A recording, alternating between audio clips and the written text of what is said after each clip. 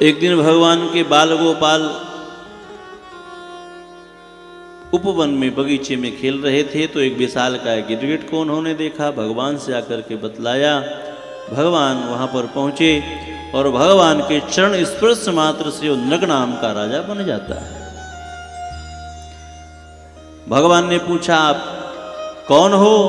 तो उसने अपना परिचय कुछ इस तरह से दिया। हे प्रभु, कोई आकाश के तारा मंडल को गिन सकता है, पृथ्वी के धूल कणों को गिन सकता है, पर मैंने अपने जीवन में इतनी गायों का दान किया वो कोई गिन नहीं सकता। भगवान ने कहा जब तूने इतनी गायों का दान किया तब तेरी ये दशा कैसे हो गई, तू गिरगिट कैसे बन गया?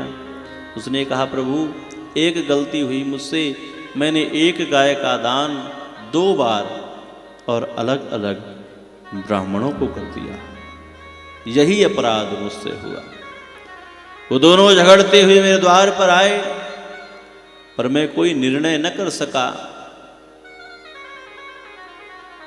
तो उन दोनों ने मुझे श्राप दे दिया कि तू कोई निर्णय नहीं कर रहा है, जा गिरगिट बन जा। तो मैं गिरगिट बन गया। पर हे भगवान, महात्माओं का श्राप भी मेरे लिए अनुग्रह बन गया। यदि उनका श्राप न मिलता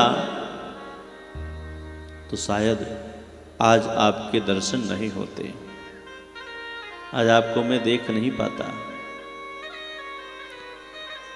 तो महात्माओं का श्राप भी मेरे लिए अनुग्रह हो गया, आपके दर्शन तो हो रहे हैं। मुनि श्राप जो दीन्हा अति भल कीन्हा, परम अनुग्रह मैं माना, देख उभरि लोचन भव भय मोचन, इहै लाभ शंकर आना। हे भगवान, महात्माओं का श्राप भी मेरे लिए अनुग्रह हो गया, उनकी कृपा हो गई। नमस्ते सर्वभावाय ब्रह्मणेऽनंत शक्तये, कृष्णाय वासुदेवाय योगानां पतये नमः, योगानां पतये नमः। हे कृष्ण, हे वासुदेव, हे योगियों के परम पति, ब्राह्मणों के धन, भक्तों के भगवान, नमस्ते। आपके चरणों में मैं कोटि कोटि प्रणाम कर रहा हूँ। और आज राजा ने भगवान की सुंदर स्तुति गाई और अपने निज धाम के लिए राजा प्रस्थान कर गया। महात्माओं का श्राप भी अनुग्रह है, महात्माओं की गाली भी कृपा समझना तो कल्याण होगा।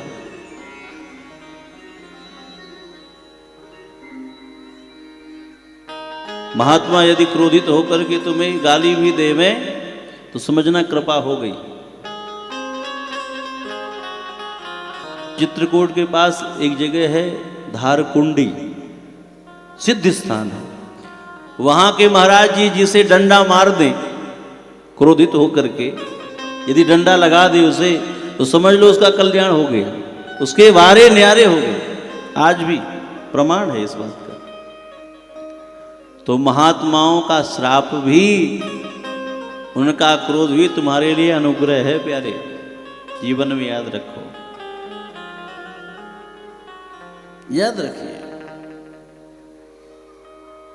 क्योंकि जब तक भगवान की कृपा नहीं होती है तब तक संत भी नहीं मिलते हैं। बिन हरि कृपा मिला ही नहीं संता। बिना हरि की कृपा के, बिना भगवान की कृपा के संत जीवन में नहीं मिलते हैं प्यारे, नहीं मिलते हैं। तो बड़ी कृपा समझो यदि संत मिलन हो जाए, महात्माओं के दर्शन हो जाए, घर में यदि संतों का आगमन हो जाए तो समझिए प्रभु की बड़ी कृपा हो गई है। बहुत कृपा है प्रभु की।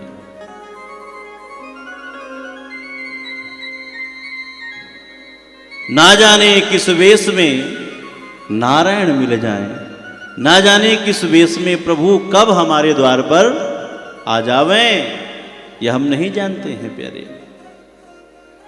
कब प्रभु आ जाए।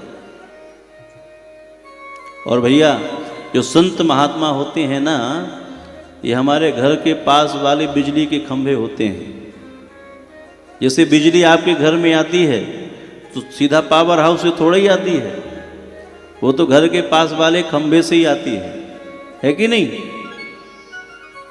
तो ऐसे ही ये जो संत महात्मा हैं, ये तो घर के पास वाले खंभे हैं महाराज।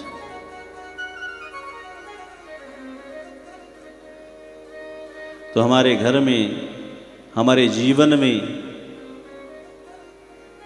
हमारे परिवार में संतों का आवागमन परमावश्यक है, बहुत आवश्यक है।